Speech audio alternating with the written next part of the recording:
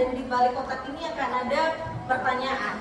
Oke, soal yang pertama, Aswika, Aswika ayo Majina. Tunjuk ya mau soal nomor berapa? Oh. Coba, silakan. Ada dua infeksi yang dapat membahayakan kulit Janin saat dalam kandungan. Iya, apa yang bisa membahayakan janin dalam kandungan infeksi? dua jenis infeksi yang dapat membahayakan janin dalam kandungan. Yang pertama, infeksi toksoplasma. Infeksi toksoplasma ini disebabkan oleh parasit toksoplasma gondii yang dapat menggugurkan kematian bayi dalam kandungan. Kedua, infeksi rubella. Infeksi rubella ini disebabkan oleh virus rubella dan dapat menyebabkan sindrom kematian janin dalam kandungan. Berikutnya, Melvan. Silakan dipilih kotaknya Melvan, mau yang mana?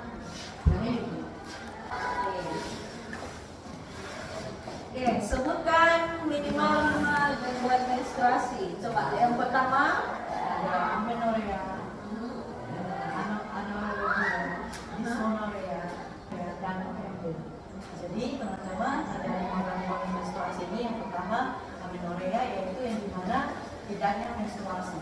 Itu biasanya ditandai siklus menstruasi yang tidak normal atau siklus yang tidak berturut-turut. Kedua, anorexia, yang dimana menstruasinya terjadinya gangguan menstruasi yang berlebihan. Biasanya ditandai oleh gangguan faktor, gangguan dari nutrisi, gangguan dari perdarahan. Dan ketiga yaitu dismonorea, yaitu yang dimana gangguan ini akibat dari siklus menstruasi yang berlebihan dan tidak normal. Yang terakhir yaitu PMDD. Jadi penyakit PMDD ini adalah salah satu di mana siklus menstruasi yang tidak berjalan normal, ditandai oleh faktor gangguan nutrisi atau dari faktor gaya hidup. Terima kasih. Ya baik, benar ya. Benar. Kita lanjut ya, absen berikutnya atas nama Hendy yang ini ya. Oke. Yap. Sebutkan apa saja organ reproduksi dalam dan luar pada laki-laki. Silakan dijawab. Baik, organ reproduksi luar dan dalam pada laki-laki yang pertama yaitu organ reproduksi luar terdiri atas dua bagian yaitu penis dan skrotum. Penis terdiri atas jaringan otot, jaringan spons dan jaringan saraf. Penis diselimuti oleh selaput tipis yang dimana selaput itu diangkat ketika disunat atau khitan. Kedua yaitu organ reproduksi dalam bagian laki-laki yaitu terdiri atas 3 bagian yaitu testis, saluran organ, kelenjar kelamin, dan testis merupakan kelenjar kelamin yang menghasilkan sel-sel sperma serta hormon testosteron. Di dalam testis terdapat saluran halus penghasil sperma yang disebut dengan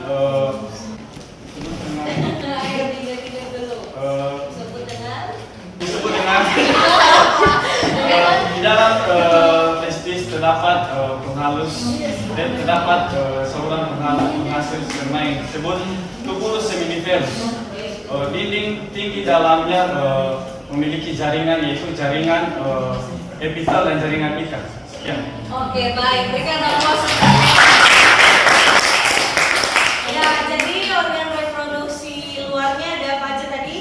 Ada Penis dan skrotum. Kalau yang bagian dalamnya ada testis, saluran, lalu Kelenjar kelamin. kelenjar kelamin ya. Baik, sekarang atas nama Cindy. Cindy maju Cindy. Yang itu ya. Silakan.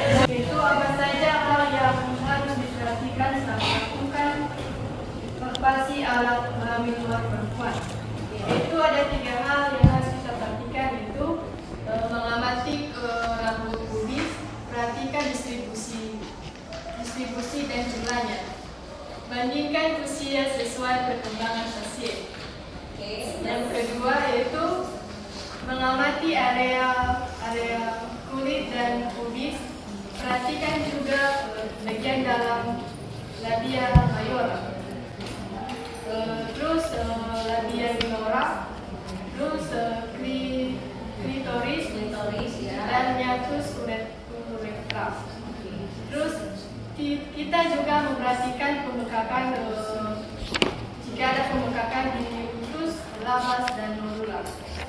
Yang ketiga yaitu mengamati kulit dan pubis, yaitu amati jika adanya lesi seperti eritema, fisura, leukoplakia dan eksfoliasi.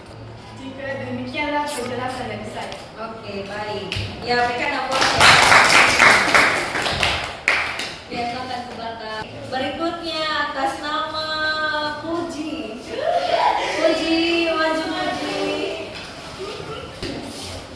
Ya, mau kotak yang mana Puji? Oke.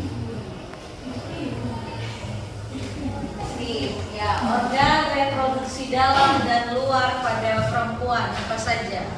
Jadi organ reproduksi pada perempuan yang dibagi dua itu organ reproduksi luar dan dalam.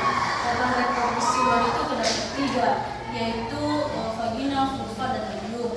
Vagina merupakan yang berupa saluran yang menghubungkan organ uterus dengan tubuh bagian luar. Sedangkan vulva berupa saluran celah yang terdapat di tubuh bagian luar dan terbagi menjadi dua, yaitu labium mayora dan labium minora. Labium mayora itu berupa sepasang bibir besar yang berada di luar dan membatasi vulva. Sedangkan labium minora berupa sepasang bibir kecil yang berada di dalam dan membatasi vulva. Terus yang organ reproduksi yang bagian dalam perempuan itu ada dua. Yang pertama ovarium dan yang kedua saluran kelamin. Di saluran kelamin itu ada tiga organ juga. Yang pertama saluran telur atau tuba fallopi, terus rahim dan atau uterus, yang ketiga vagina. Tuba fallopi itu berperan. Tuba fallopi itu untuk apa? Tuba fallopi itu letaknya fertilasi. Terus kalau yang rahim atau uterus itu terletak pada organ wanita yang membatasi kandung kemih dan rektum. Terus kalau vagina yaitu saluran atas Saluran apa? Ada yang bisa membantu? Saluran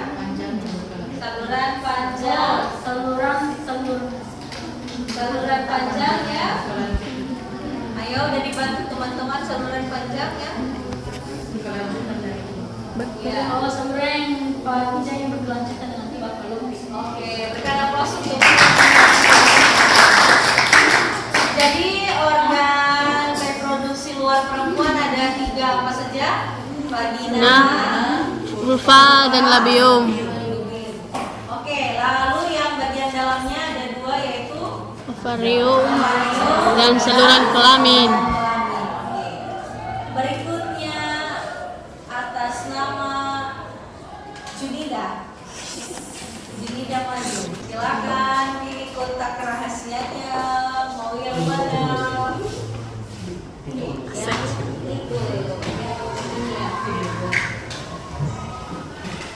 Oke, tekniknya pada kondisi apa seseorang dikatakan mengalami kehamilan ektopik?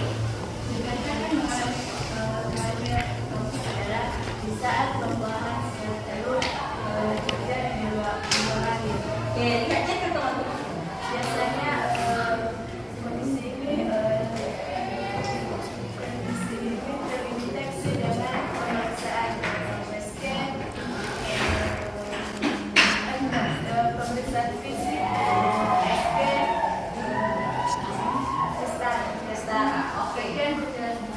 Ya, berikan aplaus untuk dia. Berikutnya atas nama Beta. Pilih yang mana Beta? Asik. Kotak tengah ya, oke. Jelaskan penyebab penyakit BPH. Jadi penyakit BPH itu terjadi karena adanya pembesaran prostat jinak yang dimana kelenjar prostat mengalami pembengkakan namun tidak bersifat kanker, dan penyakit ini juga banyak dialami oleh laki-laki yang umurnya di atas 50 tahun karena memiliki peluang tinggi untuk terkena penyakit tersebut. Terima kasih. Oke, berikan aplaus untuk BPH. Apa kepanjangan BPH? Enigma prostat hiperplasia. Hiperplasia. Oke. Lanjut atas nama harus ingat nama ini pendirian. Oke, pilih yang mana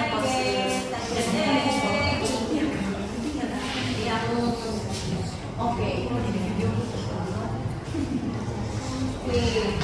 Apa saja hal yang harus diperhatikan saat melakukan inspeksi payudara dan ketiak? Sebentar, apa inspeksi? Melihat. Inspeksi melihat. Bagaimana nih? Itu kita harus mencari Ada teman-teman sini sini maju. Harus kita harus melihat perubahan dari payudara, seperti kita melihat segi ukuran, bentuk, kulit, warna, benjolan dan perubahan putih. Dan yang kita perhatikan dalam ketiak itu kita melihat apakah ada benjolan di ketiaknya dan rambut-rambutnya juga. Dan kita lihat juga ketiaknya apakah bau atau tidak bau. Oke, dan terima kasih. Oke, baik. Berikan berikutnya atas nama Indah. Yang mana Indah kotaknya? Oke, 5 jenis pemeriksaan diagnostik. Silakan. Yang pertama, Ada 5 jenis pemeriksaan diagnostik perempuan, yaitu yang pertama adalah pap smear, Pap smear. yang kedua instalasi visual dengan asam asetat atau bisa disingkat dengan IVA, yang ketiga adalah kuratase, yang keempat biopsi, dan yang terakhir adalah kultur cairan vagina. oke. Ya, baik. Berikan aplaus. Selanjutnya, yang mana Swisna? Oke, nomor 2 ya. Oke. Ya, sebutkan 5 gejala herpes genital. Gejala dari luka yang yang tanpa disertai sakit gatal kedua itu luka melengkung yang tidak bisa dan terbuka misalnya itu paha dan genital. Ketiga itu merasakan sakit di bagian tubuh bawah. Keempat mengalami gejala-gejala flu, demam, tidak nafsu makan dan kelelahan. Serta yang kelima itu adanya darah yang keluar dari vagina. Oke, berikan aplaus untuk berikutnya atas nama Fortameman nomor 11. Yang mana Meman? Yang? Oh, yang ini aja. Oke. Ya, coba ditulis dulu ya, sambil ditulis.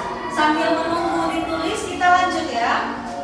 Oke, atas nama Syaril nomor absen 30. Ya, silakan maju. Pilih kotak mana Syaril? Cukup bagus. Yang paling atas.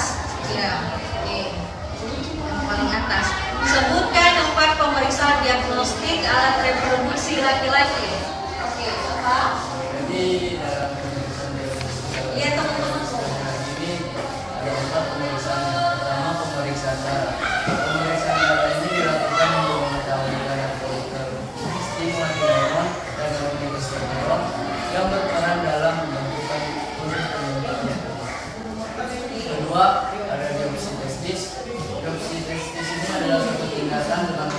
bagian kecil jaringan testis untuk mendeteksi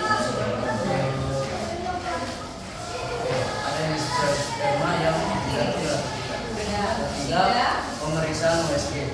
Pemeriksaan USG ini dilakukan untuk mengetahui adanya tumor, kista, aliran darah yang tidak normal, dan untuk mengetahui gangguan lain yang menyebabkan ketidaksuburan pada laki-laki. Keempat, pemeriksaan semen dan sperma. Jadi semen ini adalah suatu cairan putih kental yang di dalamnya terdapat sel sperma yang keluar pada saat ejakulasi. Jadi pemeriksaan ini bertujuan untuk mengetahui atau mendeteksi jumlah sel darah putih untuk mengetahui adanya tidak infeksi.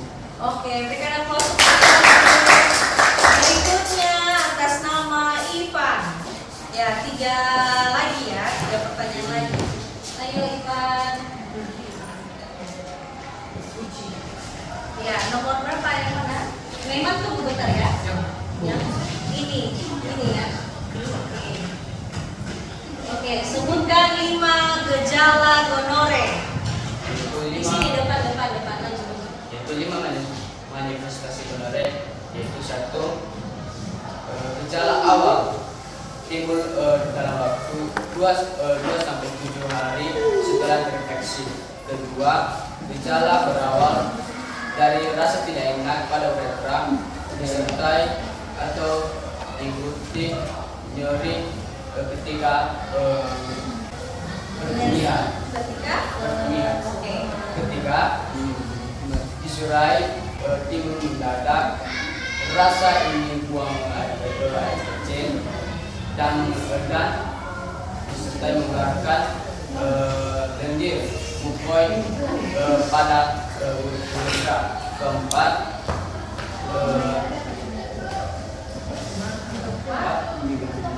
benar Urin yang berhubungan dengan urin apa? Retensi urin. Yang keempat, yang kelima. Keluarnya nana dari penis. Oke, ya keluarnya nana dari penis mereka. Ya, nomor absen berikutnya nomor 7 atas nama Dasmayati. Tapi sebelumnya biar dijelaskan dulu diagnosa keperawatan. Yang pertama, Ini yang pertama penyerian berhubungan dengan menstruasi. Kedua, intoleransi aktivitas kebutuhan. Dan ketiga, itu disebabkan berhubungan dengan perubahan status sosial. oke, berikan aplaus. Ya, Maya. Yang mana Maya kotaknya? Ini. Yang ini. Oke. Sip. Tuliskan intervensi dari diagnosa nyeri. Yang nomor 2 dan 3 dihapus saja. Intervensinya ditulis di bawah. Ya. Yang pertanyaan terakhir itu hapus. Pertanyaan terakhir nomor 32. Silakan maju Nak. Spesialis ya. Yang mana yang ini ya? Ini. Pertanyaan terakhir. Sebutkan 3 pemeriksaan diagnostik BPH. Yang pertama, Pemeriksaan ini dilakukan untuk mendeteksi kelainan lainnya pada saluran kemih atau satu ginjal. Yang kedua yaitu pengambilan jaringan otak. Pemeriksaan ini dilakukan untuk memeriksa kelainan ginjal. Terus yang terakhir yaitu tes darah. Pemeriksaan ini dilakukan untuk mendeteksi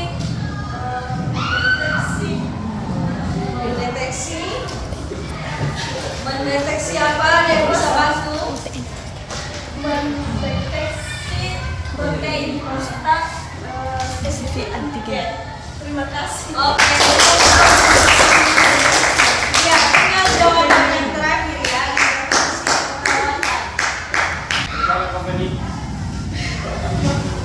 Yo, silakan dijelaskan intervensi keperawatannya. Yang pertama bagian observasi. Nah, observasi ini untuk nyeri kita bisa mengkaji skala nyerinya. Lalu tindakan terapeutiknya adalah apa Maya? Ajarkan. Ya, bisa menggunakan relaksasi, bisa menggunakan kompres tangan, bisa menggunakan teknik distraksi. Distraksi. Lalu berikutnya adalah edukasi. Edukasinya yang mana? Ajarkan metode distraksi. Ya. Oke, bisa melakukan ajarkan metode distraksi. Yang berikutnya adalah kolaborasi kalau diri. Oke, kalau kolaborasi adalah kita kolaborasi dengan dokter, bisa dengan pemberian obat Analgetik. Ya, berikan nafas